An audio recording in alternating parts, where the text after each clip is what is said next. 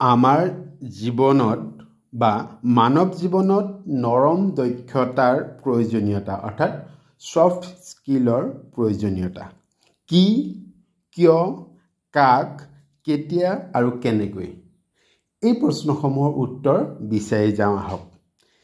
কি soft skill বা নৰম দক্ষতা কি? নৰম দক্ষতা বা নম্ৰতা এজন ব্যক্তিৰ আচৰণগত বৈশিষ্ট্য বা স্বকীয় গুণাৱলী বা ব্যক্তিগত অভ্যাসৰ আধাৰত গঢ় লৈ উঠা চাৰিত্ৰিক বৈশিষ্ট্য।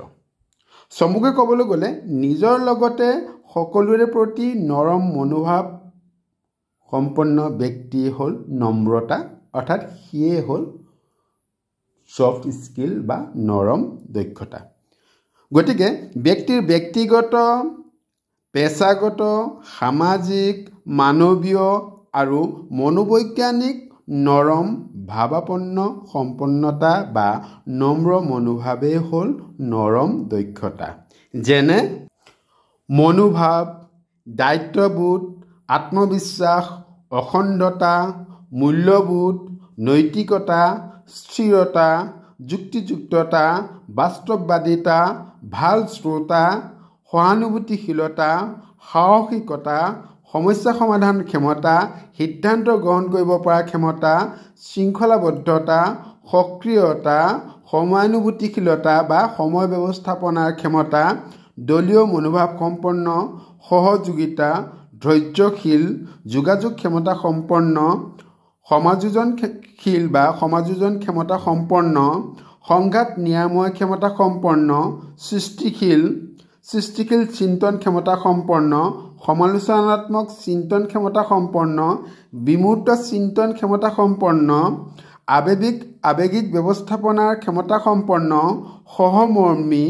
সমন্বয়শীল, দূৰদৃষ্টি সম্পন্নতা, নেতৃত্বৰ দক্ষতা, সাংগঠনিক ক্ষমতা, প্ৰেক্ষাপট অনুসৰি দৃষ্টি নিক্ষেপ কৰিব পৰা ক্ষমতা সম্পন্ন, আন্তৰ্দৃষ্টি সম্পন্নতা, লক্ষ্যৰ প্ৰতি মনোনিৱেশ ক্ষমতা সম্পন্নতা, অগ্ৰাধিকাৰ ভিত্তিত পৰিকল্পনা কৰিব পৰা ক্ষমতা, স্বতন্ত্ৰতা, স্বচ্ছতা, ভাষিক মধুৰতা, কৰ্মদক্ষতা, সামাজিক দক্ষতা, আত্ম অভিৰুচি সম্পন্ন, স্বতন্ত্ৰ চিন্তন ক্ষমতা, নিৰ্ভীকতা ইত্যাদি।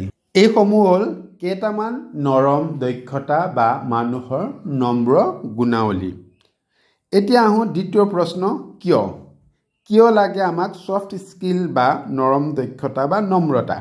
মানুহ হিচাপে বা এজন ব্যক্তি হিচাপে নিজক বিকাশ কৰিবলৈ বা নিজৰ জীৱন সফল, সমন্বয়পূৰ্ণ, সৎ, সন্তুষ্টিসম্পন্ন, সমৃদ্ধিশালী, সম্প্ৰীতিপূৰ্ণ, সুখী আৰু সুস্থ কৰি গঢ়ি তুলিবলৈ প্ৰয়োজন হোৱা ব্যক্তিগত, সামাজিক, নৈতিক, মানৱীয়, আৰ্থিক, আধ্যাত্মিক আৰু মনোবৈজ্ঞানিক দক্ষতা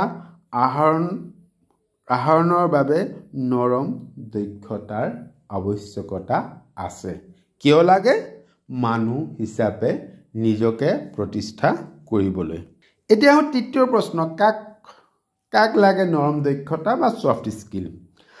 আজিৰ এই প্ৰত্যাহ্বানপূৰ্ণ বিশ্বায়নৰ ব্যৱস্থাত যান্ত্ৰিক জীৱনশৈলী, মানৱীয় প্ৰমূল্যৰ অৱক্ষয় আৰু কৃত্ৰিম বুদ্ধিমত্তাই গ্ৰাস কৰা জীৱন আৰু জীৱিকাৰ ক্ষেত্ৰত সমাযোজন স্থাপনৰ বাবে প্ৰত্যেকজন উঠি অহা নৱপ্ৰজন্ম আৰু কৰ্মৰত সকলো ব্যক্তিৰ বাবে নৰম দক্ষতা অপৰিহাৰ্য অংগ হৈ পৰিছে।